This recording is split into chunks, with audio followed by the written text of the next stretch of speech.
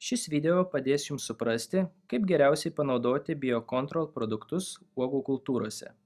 Biokontrolės produktai video naudoti įvairias mažytes erkes ir nematodai, kad medžioti ir valgyti konkrečias pasėlių kenkėjus.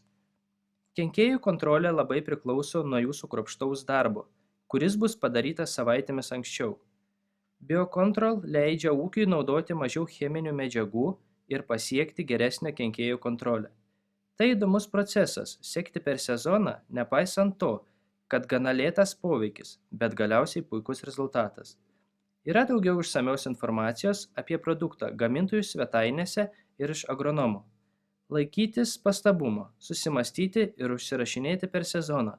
Tai bus lengviau ir geriau kitais metais. Biologinės kontrolės valdymo principai. Gera biologinė kontrolė padeda grobuoniškiams organizmams kontroliuoti kenkėjus pasėliuose. Šiame video naudojami lotyniški terminai, nes yra keletas produktų pavadinimų tinkančių tam pačiam plėšrūnui daugeliu atveju. Biokontrolė turi laikytis keletos taisyklių, kurios padėtų pasiekti gerų rezultatų. Labai atsargiai planuoti ir visada gauti bei taikyti plėšrūnams labai atsargiai. Laiku ir kruopščiai vesti plėšrūnai yra būtini gerai kontroliai. Reguliariai tikrinti plėšrūnų pažangą pasėliuose, kartais panaudojant spąstus kontroliuojant kenkėjų veiklą. Tvarkyti derliaus įrašus, kartais remtis praėjusiu sezonu. Geras priėmimas ir greita programa. Biokontrolės plėšrūnai yra švieži, gyvi, pažeidžiami organizmai. Jie buvo kruopščiai gamintojo užauginti. Atsargiai reikia elgtis, kai juos pristato į ūkį. Perskaityti laikymo instrukcijas, jos gali būti skirtingos kiekvienam produktui.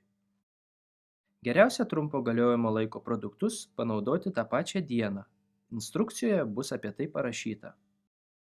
Geriausiu atveju darbuotojai turi pristatyti tą pačią dieną, kaip ir pristatymo.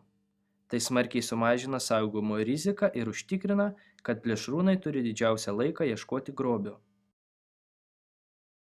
Tikrinti pristatymą ir laikymą. Išpakuokite ir paskirskite didelius kiekius siekiant pagerinti jų ventiliaciją. Pasirinkite tamsią, vėsią laikymo vietą, vengti tiesioginių saulės spindulių. Patikrinkite kavos konteinerius, gali būti transportavimo problemų. Gali būti pažeistos pakuotės ar laikomas netinkamoje temperatūroje. Naudokite didinamąjį stiklą patikrinimui, ar turinys yra gyvas. Būkite atsargus, kai tikrinant pakuotės su vežėju. Kai kurie plėšrūnai yra labai greiti ir slepiasi. Plonai paskleistos sėlenos ant balto popieriaus padės atskleisti juos. Kiekvienas pristatymas bus su identifikacija, pavyzdžiui, partijos numeriu. Atkreipkite dėmesį į šiuos duomenis ir bet kokius kitus gautus nurodymus. Taip pat turėtų būti vartoti iki data ant pakuotės. Paprastas ir atsargus laikymas gali būti naudojamas prieš panaudojimą pasėliuose. Laikymo temperatūra ir laikas gali skirtis priklausomai nuo tiekėjų. Skaityti instrukcijas. Blogas laikymas sunaikins plėšrūnus arba sumažins jų efektyvumą. Blogai laikomas plėšrūnas nesunaikins kenkėjų panaudojant kitą kartą. Priežiūra, taikymas. Priežiūra tęsiasi ir laukuose. Dėmesį detalėms reikia skirti naudojant proceso metu. Darbuotojas atsakingai naudodamas užtikrina sėkmingą kontrolę prieš kenkėjus. Žmonės tikrindami plėšrūnus didinimo stiklu mato, kokie jie jautrūs organizmai, kuriuos reikia tolygiai išbarstyti ant pasėlių. Paaiškinkite, kad atsargus taikymas reiškia glaudžiai nukreiptus plėšrūnus į kenkėjus, kurie duoda geriausius rezultatus. Kiekvienas žmogus panaudodamas apžiūrės eiles, tai padės pagerinti savo susidomėjimą ir gebėjimą palyginti rezultatus. Atskiri video pateikia išsamesnę informaciją apie kiekvieną plėšrūną. Pasėlių įrašymas. Naujai atvykusiems biologinė kontrolė dažnai sukelia sunkumų vertinant aukšto, vidutinio ir žemo kenkėjų lygius. Vertinimas labai skiriasi.